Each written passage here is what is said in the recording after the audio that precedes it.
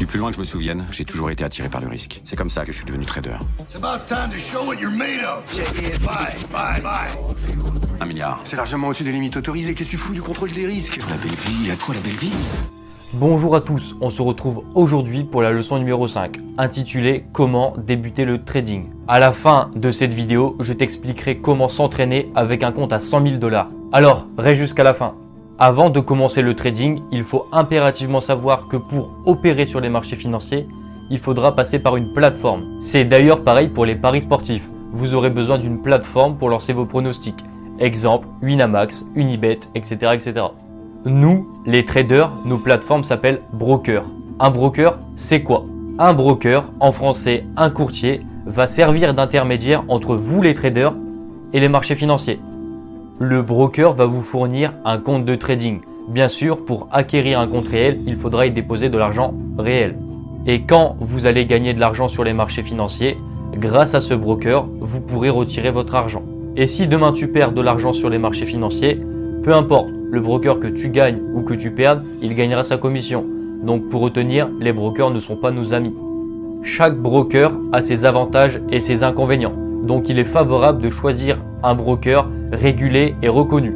Il en existe des milliers. La sélection du broker sera une étape vraiment importante. Il existe des brokers spécialisés dans le scalping, d'autres sur le marché des indices, d'autres sur le marché des devises, etc. etc. La sélection d'un courtier est une étape primordiale pour devenir trader. Maintenant que vous savez comment interagir avec les marchés financiers par le biais d'un broker, nous allons voir comment se former en trading. Donc si toi, tu veux générer des revenus grâce au trading, je t'invite à t'abonner et ne rater aucune leçon pour devenir rentable. Avant de vous apprendre à analyser un graphique, je tiens à vous montrer comment créer un compte de démonstration avec en prime 100 000 $ pour vous entraîner de la façon la plus simple possible.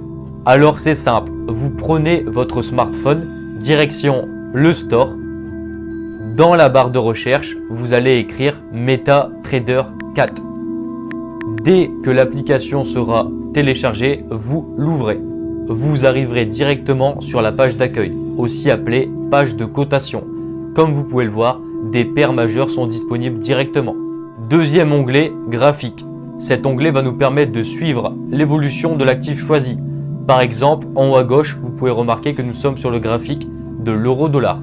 Troisième onglet, trade, qui va nous servir à lancer des trades et suivre son évolution. Et l'onglet numéro 4, historique, qui va nous permettre de voir les trades clôturés au cours des dernières journées. Pour lancer un trade, direction l'onglet trade.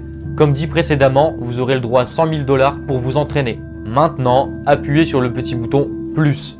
Pour changer de paire, il vous suffit de cliquer sur la paire pour ensuite voir le défilement des paires et choisir celle qui vous intéresse.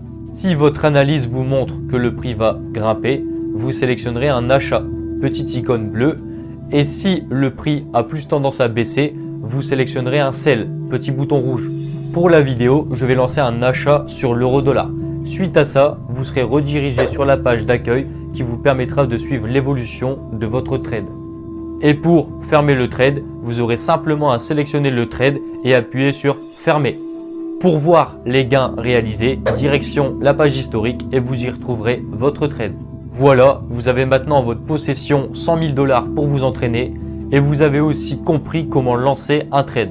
Juste pour rappel que cette méthode est entièrement faite pour s'entraîner et aborder les marchés financiers de la façon la plus simple possible. Pour devenir professionnel, il est indispensable d'analyser ces graphiques sur ordinateur. Pour ne pas trop vous submerger d'informations, je réserve plus de détails dans les prochaines vidéos.